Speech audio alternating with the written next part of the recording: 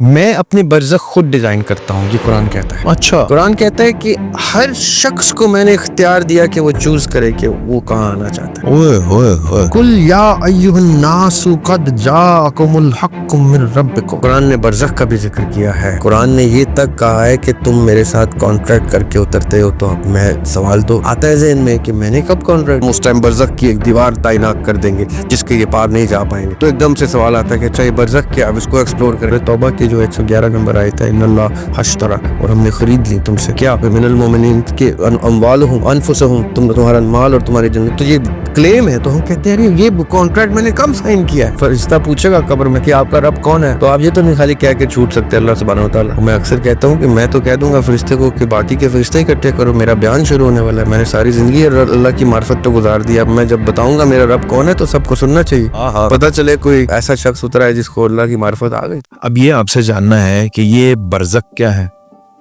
یہ عالم روا کیا ہے، اور اس کا شعور جو ہے انسان کو لازم ہے کہ اسی دنیا میں مل جائے، یا کئی لوگ ایسے بھی ہیں جو اس شعور کے بغیر ہی چلے جاتے ہیں دنیا؟ سچی تو آپ کو بات بتاؤں آصف بھائی، میرے اندازے میں زیادہ تر لوگ اس امپورٹنٹ چیپٹر کے شعور کے بغیر ہی چلے جاتے ہیں، زیادہ تر لوگ کیونکہ اس کو عقیدے کا حصہ نہیں بنایا جاتا۔ دیکھیں، ایمان کی کچھ شرائط ہیں کہ میں اللہ پہ ایمان لایا، اس کے فرشتوں پہ ایمان لایا، اس کے رسولوں پہ لایا، اس کی کتابوں پہ لایا، قیامت کے دن پہ اور اس کے سامنے اٹھائے جانے پہ ایمان لایا۔ یہ ایمان کی شرائط مکمل ہوتی ہیں تو اس میں عالم ارواح پہ اور برزخ پہ ایمان لانے کی کوئی شرط نہیں ہے۔ تو میں اگر انہی شرائط پہ اپنے لمیٹڈ نالج کے ساتھ فوت ہو جاتا ہوں تو میں نے ایمان کی وہ شرائط اسٹیبلش کر لی ہیں کہ مجھے پتہ چل گئی تھی۔ یہ میرے عقیدے کا حصہ نہیں ہے کہ میں نے عالم ارواح پہ بھی یقین رکھنا ہے، عالم برزخ پہ بھی یقین رکھنا ہے اور اس کو کسی طرح عمل میں لانا ہے۔ ہاں، قرآن نے اس کا ذکر کیا ہے، قرآن نے برزخ کا بھی ذکر کیا ہے، قرآن نے یہ تک کہا ہے کہ تم میرے ساتھ کانٹریکٹ کر کے اترتے ہو، تو اب میں سوال تو آتا ہے ذہن میں کہ میں نے کب کانٹریکٹ کیا؟ مجھے تو آپ نے کہا کہ میں دنیا کی مٹی سے اکٹھا کر کے بنایا گیا ہوں اور دنیا میں ہی میری ولادت ہوتی ہے، دنیا میں ہی میں دفن کر دیا جاتا ہوں، تو وہ میری باڈی کا کون سا فیز تھا جس نے آسمان پہ، فلک پہ یا کسی ٹائم زون میں کسی اور جگہ پہ ایسا وعدہ کیا تھا؟ تو وہ وعدہ میں نے ہرگز نہیں کیا تھا، وہ میری باڈی نے، جسد نے نہیں کیا تھا، میری روح نے کیا تھا۔ تو جیسے آپ اس کو ایکسپلور کرتے ہیں کہ اچھا روح نے کیا تھا، تو پھر وہ سورہ الاعراف کی آیت آ جاتی ہے 172 کی، ہم نے آدم کی پشت پہ ہاتھ رکھا اور ارواح نکالی اور کہا لست بربکم، کیا میں تمہارا رب نہیں؟ تو سب نے کہا آپ ہی ہمارے رب ہے، قالوا بلا۔ تو یہ جو آیت آ جاتی ہے جب، تو پھر آپ کہتے ہیں کہ اب تو یہ کوئی وجہ ہے کہ یہ اللہ تعالیٰ نے بتایا ہے، پھر آپ کے اوپر پڑھنا واجب ہو جاتا ہے۔ لیکن سچی جو بات ہے کہ کتنے لوگ ہیں جو قرآن پاک کو اس نقطہ نظر سے پڑھتے ہیں، یا کتنے مفسرین ہیں جنہوں نے اس کو کھول کے بیان کرنے کی کوشش کی۔ لوگوں نے ان کو متشابہات میں رکھا ہے، قرآن پاک کو کی آیات کو دو کیٹیگریز میں علماء نے رکھا ہے، ایک محکمات ہے اور ایک متشابہات ہے۔ محکمات وہ ہیں جو احکام ہیں جو ہمارے اوپر صادر ہوتے ہیں، متشابہات وہ ہیں جس میں ابہام کی اتنی گنجائش ہے کہ ہم اگر اس رستے پہ چلیں تو شاید بھٹک جائیں، وہ متشابہ آیات ہیں۔ جیسے الف لام میم، اس کا کیا مطلب ہے؟ آپ اس کا مطلب ایکسپلور کریں گے تو شاید کسی غلط ڈائریکشن میں چلا جائیں۔ یہ وہ ہڈن ورڈز ہیں، حروف مقطعات، جن کے معنی اللہ تعالیٰ نے آخرت میں کھولنے، یہ متشابہات میں آ جاتے ہیں۔ یا اس طرح کی آیات جیسے یہ روح سے ریلیٹڈ ہے، یا مرنے کے بعد سے برزخ سے، کیونکہ جو قرآن پاک میں آیا تھا کہ جب یہ مریں گے اور میرے پاس آئیں گے تو ان کو ریلائز کریں گے، مفہوم یہ ہے کہ ہم نے کیا کر دیا، تو ہمیں واپس بھیجے، تو ہم اس ٹائم برزخ کی ایک دیوار تعینات کر دیں گے جس کے یہ پار نہیں جا پائیں گے۔ تو ایک دم سے سوال آتا ہے کہ اچھا یہ برزخ کیا، اب اس کو ایکسپلور کریں۔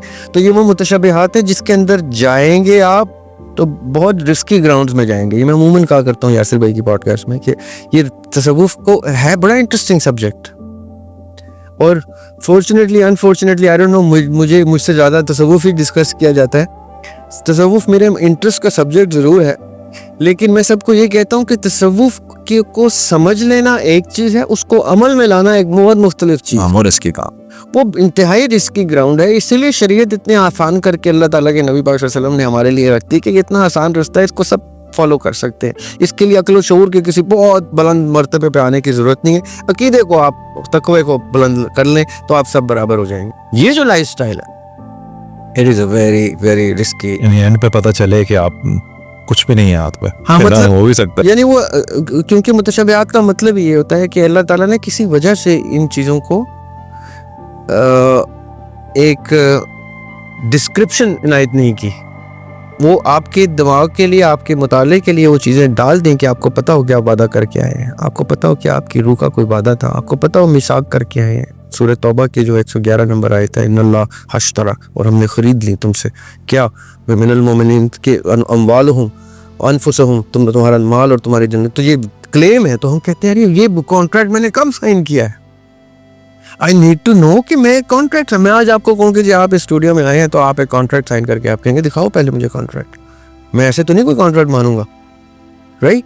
تو قرآن جب کلیم کرتا ہے تو مومن چونکتا ہے کہ اچھا جی میں نے یہ کانٹریکٹ سائن کیا ہے، اللہ تعالیٰ کہہ رہے ہیں تو اس میں تو شک کی گنجائش ہی کوئی نہیں. اب میرے اوپر واجب ہو گیا وہ کانٹریکٹ، میں نے قرآن میں ایکسپلور کرنا ہے، حدیث میں ایکسپلور کرنا ہے، روایات میں ایکسپلور کرنا ہے، اصحاب کی زندگی سے کرنا ہے، اہل بیت کی زندگی سے کرنا ہے. کہاں سے ڈھونڈنا ہے میں نے وہ کانٹریکٹ کیا ہے؟ جی میں نے، میری ہی روح نے وہ کانٹریکٹ کیا ہے. تو یہ اس لیے ان ایریاز کو ٹچ کرنا ضروری ہے، واجب ہے، آپ کے ایمان اور عقیدے کا حصہ ہونا چاہیے کہ آپ کو پتہ ہو. کیونکہ آپ قرآن کو جب کہتے ہیں نا آمنت باللہ، کہ اللہ پہ ایمان لایا، تو اللہ کون ہے، وہ اس کی معرفت کیا ہے، وہ آپ کو قرآن سے ملتی ہے معرفت کہ میرے رب کی معرفت تو ہو مجھے. جب فرشتہ پوچھے گا قبر میں کہ آپ کا رب کون ہے، تو آپ یہ تو نہیں خالی کہہ کے چھوٹ سکتے اللہ سبحانہ و تعالیٰ، وہ آپ سے معرفت کا سوال پوچھیں گے. ہاں میں اکثر کہتا ہوں کہ میں تو کہہ دوں گا فرشتے کو کہ باقی کے فرشتے اکٹھے کرو، میرا بیان شروع ہونے والا ہے. میں نے ساری زندگی اللہ کی معرفت پہ گزار دی. اب میں جب بتاؤں گا میرا رب کون ہے تو سب کو سننا چاہیے. پتہ چلے کوئی ایسا شخص اترا ہے جس کو اللہ کی معرفت آ گئی تھی. تو میں آپ کو کچھ تو بتاؤں نا، 50 سال کی زندگی، آدھی صدی، کوئی تھوڑی زندگی تھوڑی ہوتی ہے کہ میں آپ کو بتاؤں نا تو شروع کروں کہ میں نے 19 صدی میں کیا معرفت حاصل کی. کیا کہنے. دوسرا سوال تو بہت بڑا ہے میرے رب نبی کا. جب سوال کریں گے آپ تو وہ تو پھر آپ کل خلقت اکٹھی کر لینا، کیونکہ رحمت للعالمین کا ذکر کر دیا آپ نے، پھر تو سارے عالم وٹنس ہوں کہ میں کیا بیان دینے لگا. تو یہ مومن اترے تو شان سے اترے نا، مومن کہ ہاں میں معرفت لے کے اترا. کیا کہنا، ایمان تازہ کر دیا. کم از کم یہ تو ہونا، اتنا تو ہو کہ آپ اپنے آڈینس کو جانتے ہو کہ کس لیول کی آڈینس آ رہی ہے آپ کے ساتھ، آپ نے اس لیول کا جواب رکھنا ہے. یہ جو معرفت ہے یہ آپ کو قرآن نے دینی ہے. یہ پھر آپ نے پھر متشابہات کو ٹچ ضرور کرنا ہے کہ مجھے پتا ہو. آپ مجھے بتا ہی دیں کہ وہ دیوار جس میں روحیں قید ہیں نہیں آ سکتی باہر، وہ برزخ کیوں ہے، کب تک ہے؟ دیکھیں میں وہی آپ سے بات کر رہا ہوں، میں اپنی برزخ خود ڈیزائن کرتا ہوں، یہ قرآن کہتا ہے. اچھا. قرآن کہتا ہے کہ ہر شخص کو میں نے اختیار دیا کہ وہ چوز کرے کہ وہ کہاں آنا چاہتا ہے. اوئے ہوئے ہوئے. قل یا ایھا الناس قد جاءکم الحق من ربکم. نبی پاک صلی اللہ علیہ وسلم سے کہہ رہے ہیں کہ اے نبی کہہ دیجئے، قل یا ایھا الناس، سب یا ایھا الناس سے، تمام انسان سے، کہ تم پر حق عیاں ہو گیا تمہارے رب کی طرف. فمن اہتدی، اب وہ جس کو ہدایت چاہیے، یعنی یہ میرے اوپر ہے کہ ہدایت چاہیے تو آپ کو ہدایت ملے گی، اور اگر آپ کو گمراہی چاہیے تو آپ کو گمراہی ملے گی. اور آگے یہ تک کہہ دیا کہ اے نبی کہہ دیجئے کہ میں تمہارا وکیل نہیں ہوں. میں نے صرف میسج دینا ہے، میں تمہیں ایڈوکیٹ نہیں کروں گا. وہاں پہ تمہاری چوائس ہے، تم نے ہدایت لینی ہے، تمہاری چوائس ہے تم نے گمراہی لینی ہے. آپ یقین کریں یہ اس طرح کی، اور یہ آیت جگہ جگہ ریپیٹ ہوئی ہے قرآن میں. کیوں؟ کیونکہ یہ بڑی کلیئر آئیڈینٹیفیکیشن ہے کہ میں نے تمہیں تمہارے سامنے قرآن رکھ دیا. اب you will choose and design your barzakh, your post barzakh حشر، your post حشر جنت، your post جنت جنت الفردوس، your post جنت الفردوس. ایک جگہ قرآن پاک اللہ تعالیٰ کہتے ہیں میں نے یہ ستارے سیاروں سے مزین کر دی کائنات تاکہ جب تم آؤ تو میں تمہارے حوالے کر دوں. کیا؟ یہ سارے کاسموس پھر رول کر رہے ہوں گے، کئی لوگوں کے ستارے ہوں گے. ہم یہ پوچھ رہے ہوں گے، ابھی تو ہم یہ پوچھتے ہیں نا آپ کے کتنے سبسکرائبرز ہیں، کتنے فالوورز ہیں. سب آپ پوچھیں گے آپ کے کتنے پلینٹس ہیں.